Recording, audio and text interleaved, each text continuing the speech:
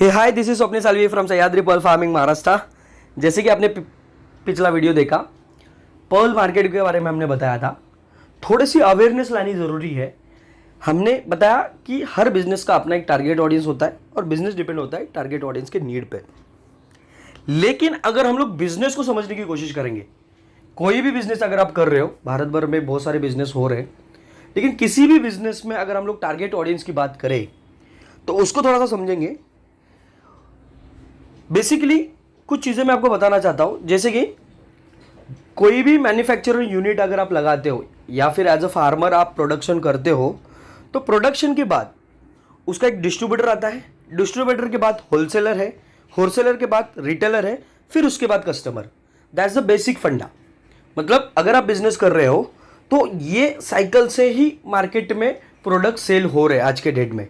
जैसे कि मैंने बताया कि आप मैन्युफैक्चरर हो यानी कि आप फार्मर हो, तो फार्मर से क्या होता है, ये माल डिस्ट्रीब्यूटर के पास जाता है, डिस्ट्रीब्यूटर के पास ये होलसेलर के पास जाता है, होलसेलर से रिटेलर के पास और रिटेलर से कस्टमर के पास। यानी कि between farmer to customer there is a chain, जो मैंने अभी आपको बताई। Manufacturer, distributor, wholesaler and retailer, then उसके बाद आता है कस्टमर। इसको थोड़ा सा समझने से पहले मैं आपको एक चीज बताता हूं। एवरी बिजनेस, जो बिजनेस है वो दो एंगल में डिस्ट्रीब्यूट किया गया है। एक होता है B2B और दूसरा होता है B2C। यानी कि बहुत इंपॉर्टेंट है, ध्यान से सुनिए। भारत भर में जो पर्ल फार्मिंग हो रही है, उस इंटायर पर्ल फार्मिंग में आपको ट्रेनिंग बताया जाएगा, रॉ मटेरियल कैसे मिलता है, कहां पे मिलता है, या सप्लाई दी जाएगी। लेकिन कहां पे भी ये चीज नहीं बताएंगे कि आपका माल कैसे बिकना है। सिर्फ इतना बताएंगे, इधर मार्केट है, उधर मार्केट है, मेरे पास दो, मैं एग्रीमेंट कर लूंगा, मैं खरीदूंगा। जो टाइमिंग होता है पर्ल फार्मिंग में 2 साल का होता है, तो उसको घुमा फिरा के आपका पैसा आपको ये या किसी और का पैसा आपको दिया जाता है। लेकिन मार्केट के बारे में कोई भी अवेयरनेस लाने की कोशिश नहीं कर रहा है। मैं आपको फिर से रिपीट कर रहा हूं, टॉपिक पे आते, इसके बारे में जितना बोलेंगे उतना कम है। बिजनेस में 2 कैटेगरी में डिवाइडर होता है। एक तो वो B2B में रहेगा और नहीं तो फिर B2C में रहेगा। अच्छा, ये B2B क्या है? B2B का मतलब होता है बिजनेस टू बिजनेस, और दूसरा होता है B2C, जिसको हम लोग बोलेंगे बिजनेस टू कस्टमर। अभी B2B का मतलब जैसे कि मैंने बताया कि बिजनेस टू बिजनेस, और B2C का मतलब बताया बिजनेस टू कस्टमर। ये जो बिजनेस टू बिजनेस है, जैसे कि मैंने स्टार्टिंग में आपको बताया था कि मैन्युफैक्चरर हो या फिर आप फार्मर हो, तो डिस्ट्रीब्यूटर, होलसेलर और रिटेलर। तो अगर हम लोग B2B की बात करें, तो ये जो B2B है, ये जो है वो किस में आता है? ये जो मैन्युफैक्चर के बाद डिस्ट्रीब्यूटर और होलसेलर आता है, इसी में B2B आता है। यानी कि मान के चलो आप 100 रुपए का मोती बेच रहे हो, तो 100 रुपए का मोती डिस्ट्रीब्यूटर के लिए इतने प्राइस में जाएगा, होलसेलर के लिए इतने प्राइस में जाएगा, रिटेलर के लिए इतने प्राइस में बेच के वो कस्टमर को सीधा 4000 में बेचेगा। मतलब ये प्राइस है। तो आप समझिएगा, आप जो आज के डेट में इंटायर भारत भर में जो पर्ल फार्मिंग हो रही है, तो हम सिर्फ और सिर्फ B2B को फोकस कर रहे हैं।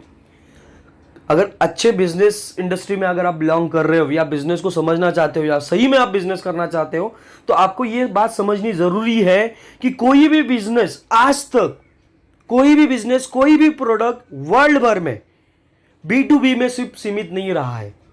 वो बना है कस्टमर के लिए, यानी कि B2C के लिए, बिजनेस टू कस्टमर के लिए। हम फार्मर हैं, हम समझ रहे हैं कि B2B का फॉर्मेट सही है, एक बार बनाया, बेच दिया, बात खत्म।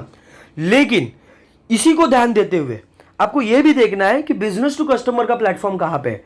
तो ये दोनों प्लेटफॉर्म जहां पे भी होंगे, वही प्लेटफॉर्म हमने लॉन्च किया है। पिछले कुछ साल की हमारी मेहनत, जहां पे हमने हमारे खुद के B2B के बायर, यानी कि बिजनेस टू बिजनेस के बायर, अलग अलग कंट्री के जो बायर है, वो हम यहां पे इस एक प्लेटफॉर्म पे लेके आए हैं। और साथ ही साथ हम हमारे फ्रेंचाइजी मॉडल में जाके हर भारत भर पे, हर डिस्ट्रिक्ट लेवल पे, हर स्टेट लेवल पे हम फ्रेंचाइजर खड़े कर रहे हैं, जो आपका माल B2C में भी बेचेंगे। तो आज के बाद भारत भर में जो पर्ल फार्मिंग के अंदर जो एक रेड ओशन बना है, उस रेड ओशन को हम खत्म करने की कोशिश करेंगे। हो क्या रहा है, एक दूसरे को सिर्फ क्या कर रहे हैं, ये क्रिटिसाइज कर रहे हैं। इसी के चक्कर में, जिसको हम लोग क्या बोलेंगे, रेड ओशन। और ब्लू ओशन जिसको बोलते हैं, जहां पे मार्केट बहुत बड़ा है, मछलियां भी है लेकिन एक दूसरे को खा नहीं रही है। मछलियाँ इट मीन्स हम लोग बोलेंगे फार्मर्स बोलेंगे या फिर हम लोग ट्रेनिंग सेंटर्स बोलेंगे, लेकिन वो एक दूसरे को कुछ भी तकलीफ नहीं दे रहे। सब लोग अपने अपना काम कर रहे हैं। दुनिया भर में, वर्ल्ड भर में, भारत भर में, स्टेट लेवल पे, डिस्ट्रिक्ट लेवल पे बहुत सारा कस्टमर बायर है। कस्टमर को अवेयरनेस लाओ, क्वालिटी में काम करो, आपका माल बिकेगा। और इसी को ध्यान देते हुए हमने ये दोनों प्लेटफॉर्म लॉन्च किए हैं। B2B में भी वहाँ पे ट्रांसपेरेंसी मेंटेन की जाएगी, B2C में भी ट्रांसपेरेंसी मेंटेन की जाएगी। अब ध्यान दो, हमेशा आपका जो मेंटोर है या जिससे आपने ट्रेनिंग लिया है वो हमेशा ये बोलता है कि आप मेरे को दो, मैं बेचूंगा, मैं आपके साथ एग्रीमेंट करूंगा, लेकिन कभी भी आपको ट्रांसपेरेंसी मेंटेन नहीं करता है। आने वाली वीडियो में मैं आपको ये बताऊंगा कि ये जो प्लेटफॉर्म हमने लॉन्च किया है, इस प्लेटफॉर्म पे ट्रांसपेरेंसी कैसे मेंटेन की जाएगी। यानी कि फार्मर अपना माल कितने में बिक रहा है या जो बिका हुआ माल है वो कितने में किसने खरीदा है, उसकी सारी डिटेल। आप कोई भी माल बेच रहे हो, खरीद रहे हो, ऐसा हो सकता है कि इतना बड़ा इंडस्ट्री है, इसमें इनवॉइस नहीं बनता हो, कोई बिल बनाना हो। आज के डेट में हम लोग नॉर्मल कुछ भी अगर खरीदते हैं या होटल में खाना भी खाते हैं तो हमको एक बिल आता है, इनवॉइस आता है। तो इतनी बड़ी इंडस्ट्री है जहां पे करोड़ों का सामान उल्टा पुलट होती है, तो इसमें कोई बिल नहीं बनता है। सामने वाला बायर बिना इनवॉइस के, बिना प्रपोजल के खरीदता है। लोग आपको गुमराह कर रहे हैं, समझो बात को।